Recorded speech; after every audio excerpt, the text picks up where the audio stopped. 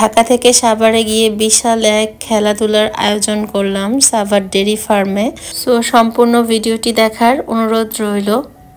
আসসালামু আলাইকুম, কেমন আছেন সবাই? আশা করছি যে যেখান থেকে দেখছেন ভালো আছেন এবং সুস্থ আছেন।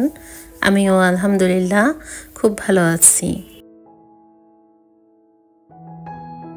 শীতের সকালে শিশির ভেজা ঘাস দেখতে কে কে পছন্দ করেন অবশ্যই কমেন্ট করবেন। এই তো কলা গাছের একটা মুচি কাটা হয়েছে আর সেই সাথে কলা গাছের পাতাও কেটে নিব। এই পাতাতে অনেক কিছু ডেকোরেশন করব তাই কাটা হয়েছে। আমার প্রিয় আপু ভাইরা যারা ভিডিওটি দেখছেন প্লিজ একটা লাইক দিয়ে ভিডিওটি কন্টিনিউ করবেন। দিনে দিনে আমাদের গ্রামগুলো কিন্তু আধুনিকতার ছোঁয়া লেগেছে, তাই গ্রামের যে ঐতিহ্য সেটা কিন্তু দিনে দিনে হারিয়ে যাচ্ছে। শহরে বড় হওয়ার পরেও গ্রামের প্রতি যে ভালোবাসা আমার, এটা সম্ভব হয়েছে হয়তোবা আমার মা বাবার বেড়ে ওঠা গ্রামে, এজন্যই। সাভারে এটা পুরোপুরি গ্রাম না, এটাও কিন্তু একটা শহর, তারপরে ওনারা যে ঐতিহ্য ধরে রেখেছে এটাই কম কিসের।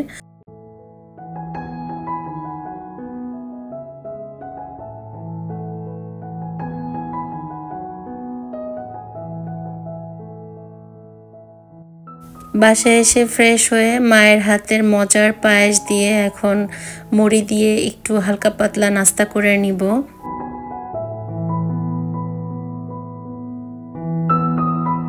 বরাবরের মতো ছোট্ট একটি রিকোয়েস্ট, যারা প্রথম আজই আমার ভিডিওটি দেখছেন, যদি ভিডিওর কোনো অংশ একটু হলে ভালো লেগে যায় প্লিজ সাবস্ক্রাইব করে আমার পাশেই থেকে যেতে পারেন। আর এই কাজটি যারা ইতিমধ্যে করে ফেলেছেন তাদেরকে জানাই অসংখ্য ধন্যবাদ।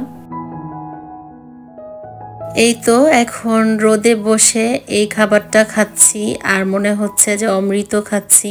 আমার মায়ের রান্না বরাবরই আমার অনেক বেশি পছন্দ। মায়ের হাতের রান্না কোনো সন্তানের কাছে কিন্তু খারাপ লাগে না। মা যাই রান্না করুক না কেন সেটা কিন্তু সন্তানের কাছে অমৃত মনে হয়।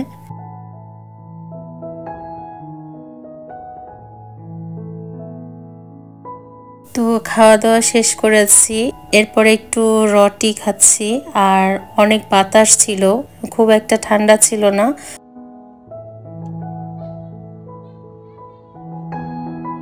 আমার বোনের 3 ছেলে মেয়ে কিন্তু আমার হাতের রান্না অনেক বেশি পছন্দ করে, তো আজকে আমি নিজেই রান্না করে নিচ্ছি। এখানে 4টা মুরগি দিয়ে রোস্ট করে নিচ্ছি আর সেই সাথে পোলাওটাও আমি করেছি আর বাকি রান্নাগুলো আমার মা করেছে। শীতের বেলা যেহেতু অনেক ছোট, তাই খুব ভোরে উঠেই রান্নাবান্নার আয়োজনগুলো আমরা সবাই মিলে হাতে হাতে করে নিয়েছি। তাড়াহুড়া করছি হচ্ছে আমরা সাভার ডেইরি ফার্মে খেলার আয়োজন করেছি, তো ওখানে হচ্ছে 4টার মতো খেলা আজকে এই ভিডিওতে দেখাবো আর পরবর্তী ব্লগে দেখাবো হচ্ছে বড়দের কি খেলা দিয়েছিলাম।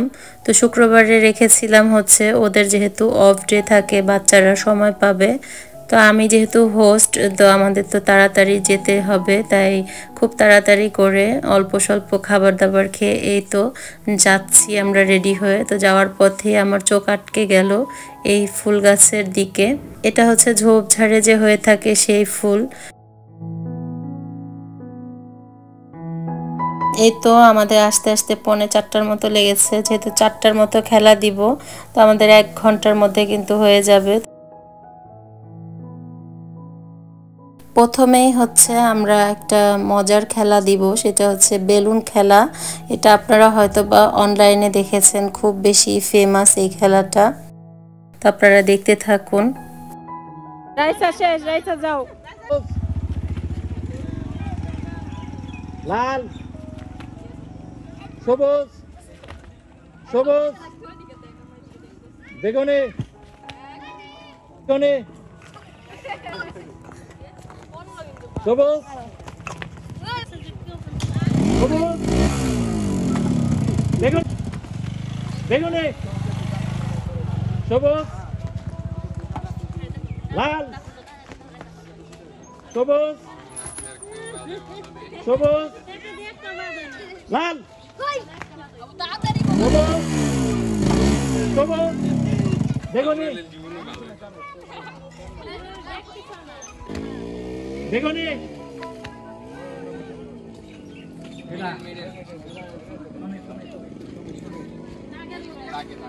দাগে পড়ছো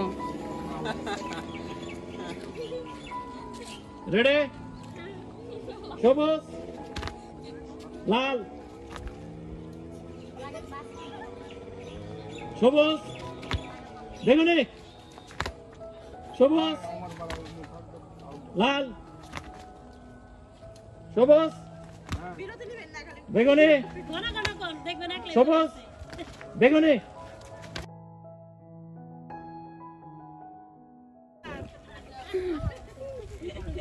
বেগুনি সবুজ লাল লাল সবুজ বেগুনি সবুজ লাল সবুজ বেগুনি সবুজ লাল সবুজ সবুজ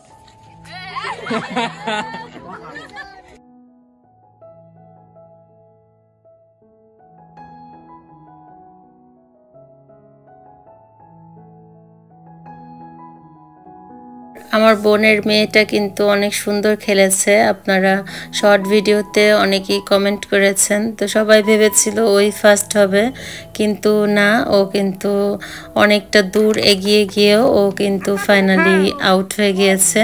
তো এরকমই আমাদের জীবনটা, দেখা যায় কি আমরা অল্পের জন্যই কিন্তু হেরে যাই। তো বাচ্চাটা খুব মন খারাপ করেছিল, তারপরে ওকে সবাই সান্ত্বনা দিয়েছি যে হার জিত থাকবেই, তবু এগিয়ে যেতে হবে, হেরে হেরেই কিন্তু একটা সময় তুমি দেখবে যে জিতে গিয়েছো। আর এই যে টুইন বেবি আদিয়ান জাদিয়ান ওরাও কিন্তু সেকেন্ড হয়েছে, আর একজন হেরে গিয়েছে দুই ভাইয়ের মধ্যে, ওরা টুইন বাচ্চা।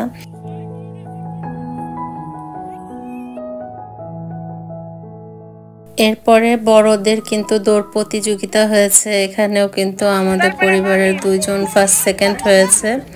তো এরপরে হচ্ছে মেয়েদের দৌড় প্রতিযোগিতা, এখানে হচ্ছে আমার বোনের মেয়েটা একটুর জন্য ফার্স্ট হয়নি, সেকেন্ড হয়েছে। তো ফাইনালি একটা তো প্রাইজ সে পাবে, এটাও কম কিসে। ও কিন্তু এখানে অনেক মোটিভেটেড হয়েছে যে এক জায়গায় হেরে গিয়েছে আর এই জায়গায় কিন্তু সেকেন্ড হয়েছে। তো যাই হোক, আমাদের খেলাধুলা কিন্তু আজকের মতো এখানেই শেষ।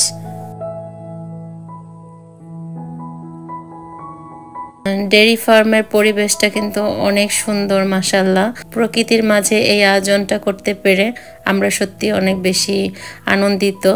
তো আমার বোনের হাজব্যান্ডও কিন্তু অনেক কাজ করেছে, সে হোস্টিং করেছে আমার সাথে। এই ভিডিওতে তাকে অনেক অনেক থ্যাঙ্কস জানাচ্ছি।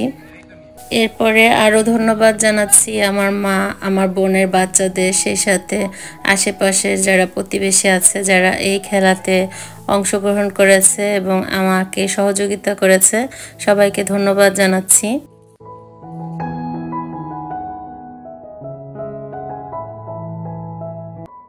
আজকের ভিডিওটি কেমন লেগেছে অবশ্যই কমেন্ট করে জানাবেন, আর আমার ভুল ত্রুটি হলে ক্ষমা সুন্দর দৃষ্টিতে দেখবেন।